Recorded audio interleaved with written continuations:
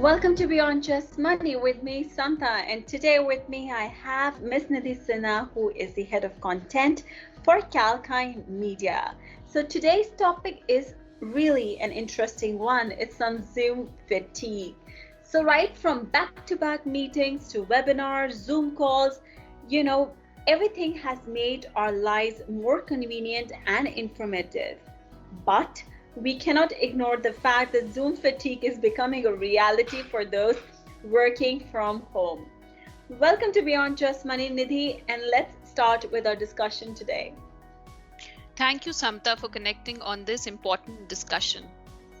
Well, Nidhi, a recent research has talked about mirror anxiety, which is being used for Zoom calls. So what would you like to say about this concept? Firstly, Samta, it is imperative to acknowledge that Zoom calls are, causing mental strain in unexpected ways. There is a possibility that you constantly keep checking yourself while in a meeting on the screen. Then there is also the possibility that you can't afford to miss any of the meetings that are scheduled for the day. All this causes panic. Along with it, in most cases, there are no fixed hours for the meetings. They can go on and may end up clashing with each other actually.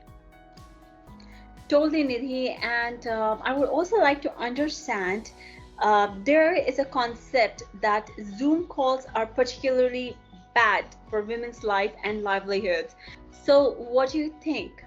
Of course, Samta, its effect is more exhausting for women. According to a research by Stanford University, which covered around 10,000 people, it is estimated that around 13.8% of women feel extremely fatigued following Zoom meetings. Please do recognize that the estimate of 13.8% is equal to 1 in every 7 women, which is pretty high. Now, looking at the other end of the story, just 5.5% of men face a similar issue. This comes to just 1 in 20 men. Moreover, research also reveals the fact that women feel locked up by having to face the camera's field of view all the time. Also, the results talk about women's tendency of taking lesser breaks amid working hours, and on average, they're bound to have longer meeting hours when compared with men. Well, that's certainly an interesting perspective that the research has given, but I'm sure our listeners must be curious to know more about this research and how it was developed. Sure, Samta, and I believe that it is a very genuine question. Please know that the researchers made use of the previously prepared Zoom and exhaustion fatigue scale, which is commonly known as the ZEF scale, and it is used to appraise the difficulty level one finds after dedicating a considerable amount of time to video conferencing calls. So, Nidhi, what are the factors that are responsible for causing this fatigue during long calls, apart from the gender that we discussed? So, Samta, apart from the gender issue, I would say that the simplest traits like your age, race, and personality play a very important role in causing stress and fatigue. It may vary from person to person, Samta. So, people who are introverts, prone to anxiety, and even the younger people may be more prone to fatigue. They are more likely to be exhausted. I would like to emphasize that even in such categories, the gender role remains prominent and women tend to become huge sufferers.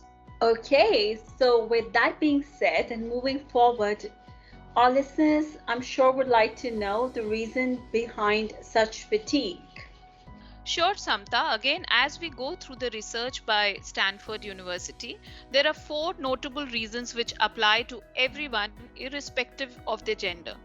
The first point is an exorbitant amount of close-up eye contact with screens. It is highly intensified during meetings. The second reason comes when you must constantly watch yourself during video calls.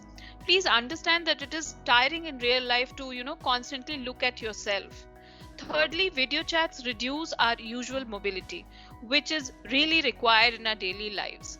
And lastly, the cognitive load is higher in these cases, Samta. Absolutely, Nidhi, and I totally agree with what you just said. But before we end this session, do you have a takeaway note for us listeners? Well, Samta, listeners need to understand that there is a solution to everything. So to reduce the fatigue caused by Zoom meetings or conferences, you can try zooming out of the full screen option from your screen. You can use the special feature called Hide Self View or give yourself an audio-only break whenever possible. And of course, you can use an external keyboard to help create a certain distance from your laptop. Well, that was quite informative, Nidhi, and thank you so much for sharing this with our listeners. I'm sure most of us, including our listeners, had a great time knowing the facts as we all are dealing with it in our everyday life, and especially considering the fact it's a work from home scenario globally. So thank you once again for sharing the effects, and thank you so much for sharing how we can overcome this fatigue. Thank you, Samta. Well, I hope you enjoyed the podcast, which was today.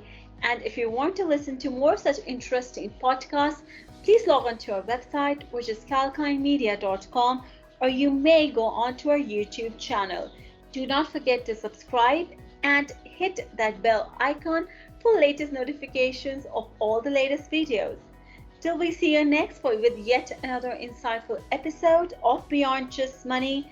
This is me, Samta, saying goodbye, and as we always say, stay apprised and invest wise with Kalkine, your best guide.